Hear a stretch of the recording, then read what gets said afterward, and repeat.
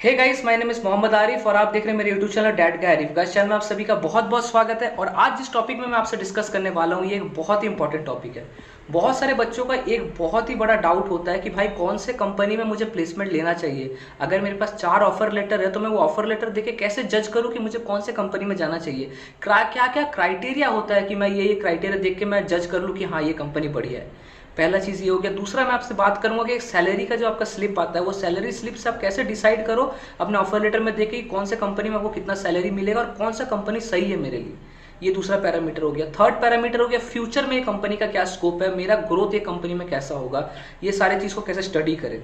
तो ये बेसिक कुछ चीज़ें जो मैं अपने एक्सपीरियंस से सीखा हूँ, तो मैं चाहता हूँ ये सारी चीज़ें आपको बताया जाए ताकि आपको उतना मेहनत ना करना पड़े, उतना चीज़ों में ज़्यादा घुसना ना पड़े जो मुझे फेस करना पड़ा। बिकॉज मुझे समझाने वाला, मुझे बताने वाला कोई नहीं था, लेकिन मैं आप सभी के लिए हूँ, आप सभी को बताता हूँ। आप सब मेरे सब्सक्राइबर्स हो, तो मैं आपके सबके साथ ये सारी चीज़ें डिस्कस करता हूँ ताकि आपको फ्यूचर में कोई प्रॉब्लम ना हो। तो उम्मीद करूँगा आप मेरे वीडियो को पूरा देखेंगे, चीज़ों को समझने की कोशिश करेंगे मैं आपको जो बता रहा हूँ। तो चलिए वीडियो को स्टार्ट करते हैं। सबसे पहला चीज मैं आपसे एक छोटा सा एग्जांपल के साथ डिस्कस करना चाहता हूं। मानो आपके पास 4 कंपनीज का ऑफर लेटर है, ठीक है। A B C D, 4 company का 4 नाम ले लेते हैं। एक का नाम है ए, दूसरा का बी, तीसरा का सी, चौथा का डी। ये 4 कंपनी का आपके पास ऑफर लेटर है। अब आपको डिसाइड करना है कि 4 में से मैं कौन से कंपनी में जाऊँ।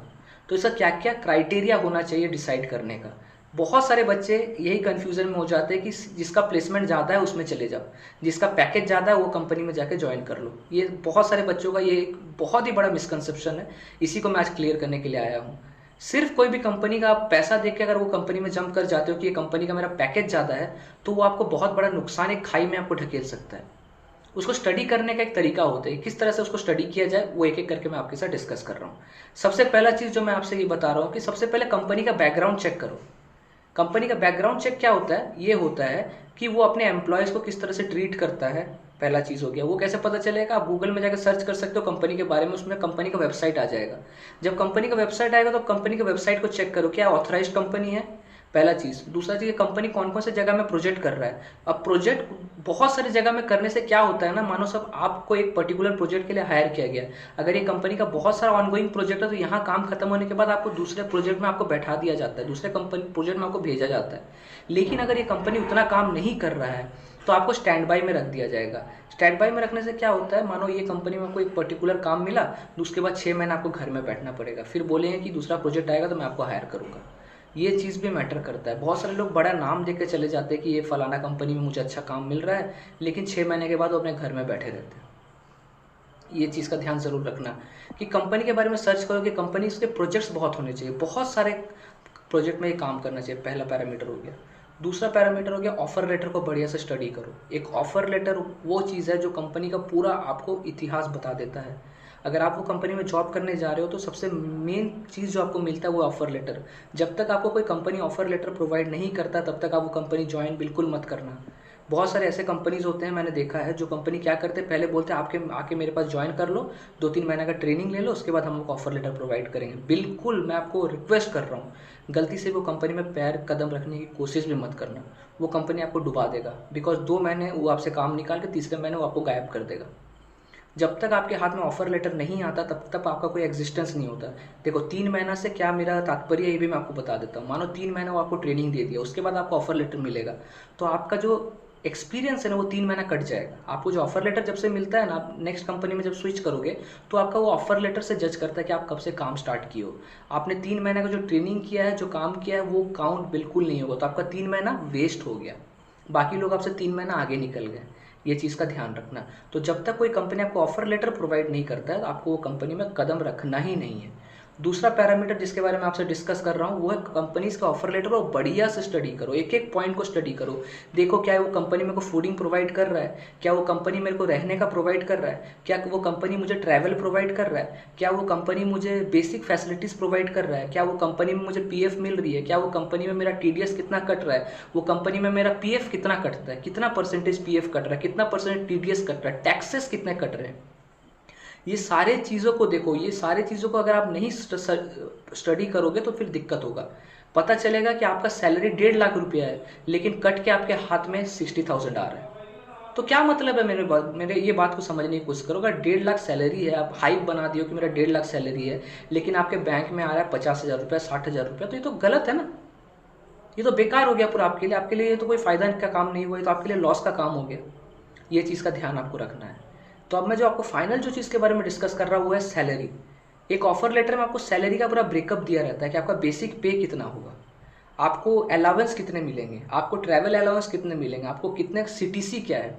अब सीटीसी और इन हैंड के बारे में मैं आपको थोड़ा सा बता देता हूँ, जो लास्ट टॉपिक है। सीटीसी और इन हैंड में क्या फ़र्क होता है मैं आपको पहले ये बता देता हूँ। देखो, सीटीसी जो होता है वो कॉस्ट टू कंपनी होता है, कंपनी एक एम्प्लॉय के ऊपर में कितना इन्वेस्ट करता है। इन हैंड का मतलब होता है आपके हाथ में कितने रुपए आते हैं। एक कंपनी का ऐसा हो सकता है कि सीटीसी 1 लाख रुपया है, लेकिन इन हैंड सैलरी आपको 40,000 रुपये मिल रहे हैं, 30,000 रुपये मिल रहे हैं।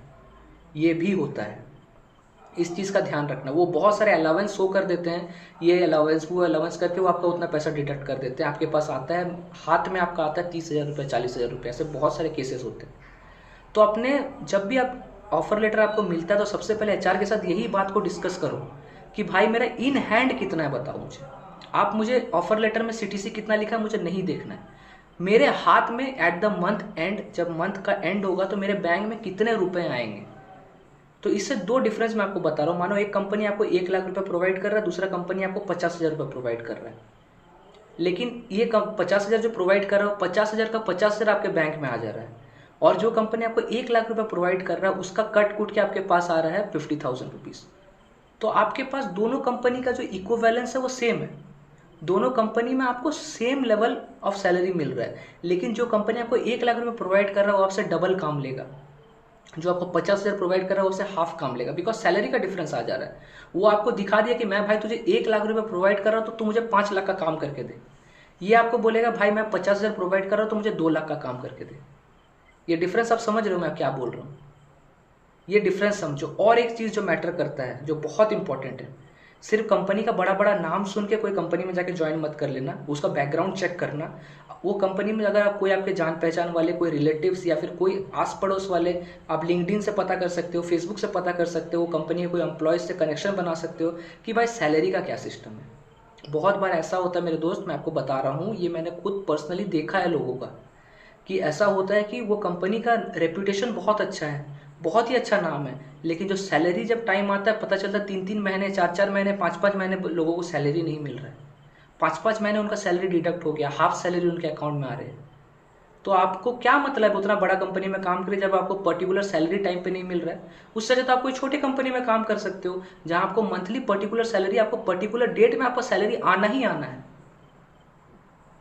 इस बात का ध्यान आप जरूर रखना। बहुत सारे ऐसे बिग नेम्स होते हैं, पता चलता है कि 6 महीने अपने एम्प्लॉयज़ को उन्होंने सैलरी ही नहीं दिया है।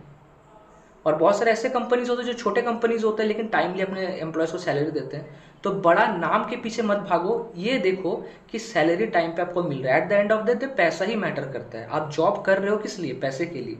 तो पैसा बहुत इंपॉर्टेंट चीज़ है, पैसा ही मैटर करता है। तो ये चीज़ों को ज़रूर अच्छे से समझने की कोशिश करना। मैं आपको कुछ बेसिक पॉइंट बता दिया हूँ।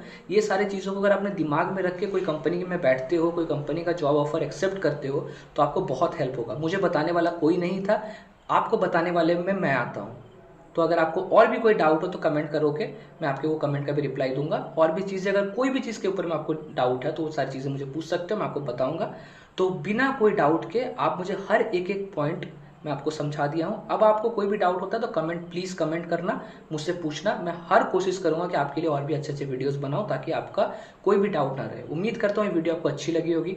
अगर आपको वीडियो अच्छी लगी तो प्लीज़ चैनल को सब्सक्राइब कीजिए, अपने दोस्तों तक शेयर कीजिए। तो मिलेंगे एक और वीडियो के साथ, तब तक के लिए अस्सलाम वालेकुम, नमस्कार, जय हिंद एंड वंदे मातरम।